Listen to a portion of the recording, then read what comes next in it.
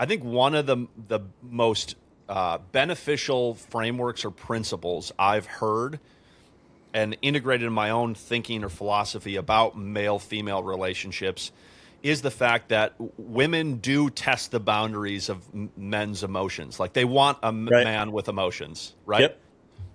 But a man with unbridled emotions is just as threatening and unsafe to a woman as Right. a man with voided emotions, That's really good. right? The emotional puddle versus emotionally absent The stoic. are both threats and Yeah. and very detrimental to building an awesome relationship, building safety, building trust, right? And that's man to man as well as it is man to female.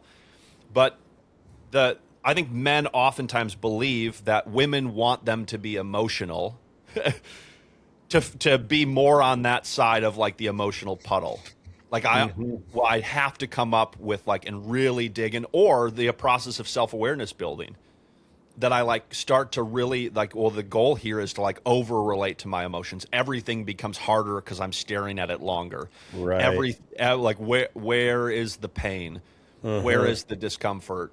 And and we ask guys in freedom groups to be able to do that on a daily Yep. basis for the purpose of self-awareness building. Where are you carrying the pain? Where are you Yep. carrying the discomfort?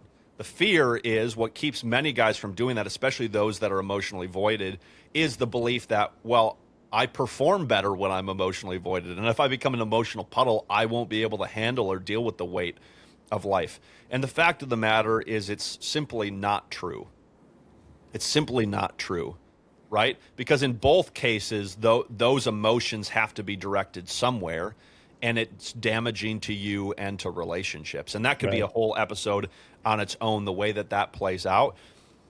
But the principal idea is that a woman tests the boundaries of a man's relation or emotional capacity, not for the emotional puddle or like the deep expression of emotions, but to know that he's emotionally integrated, That's that good. he has them, that he's aware of them, that they exist, and he knows what to do with them, so that she doesn't become the victim of his void or absence or his puddle, Yep. right?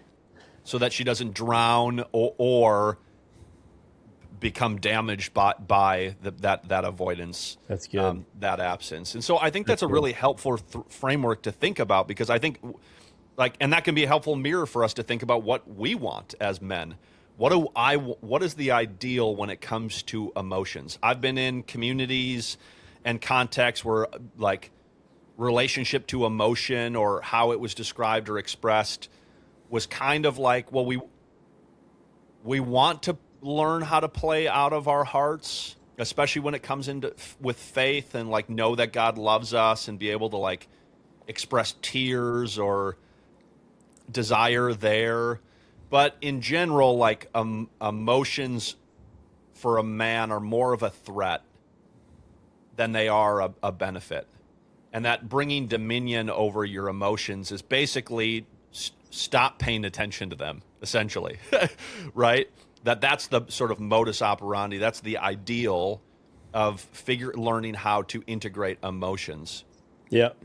Yep. I believe that integrated emotions is learning to see emotions as smoke signals or flags, like your brain is trying to communicate something to you. And it could be that all it's communicating to you is this event or this trigger is familiar to me and it is unsafe because of that Yep. legacy of your story, right?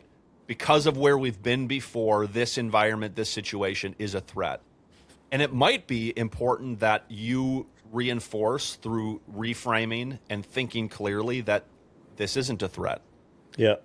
that it was before, but I'm not a child anymore. And I learn how to lead with compassion, that young part of me that wants to be triggered by that environment or Yeah. that relationship or that other person. But we don't have to do that anymore, That's good. right? And so it's the kind of like you said, is like self-regulation begins in deep emotional self-awareness. That's the place to Right. begin.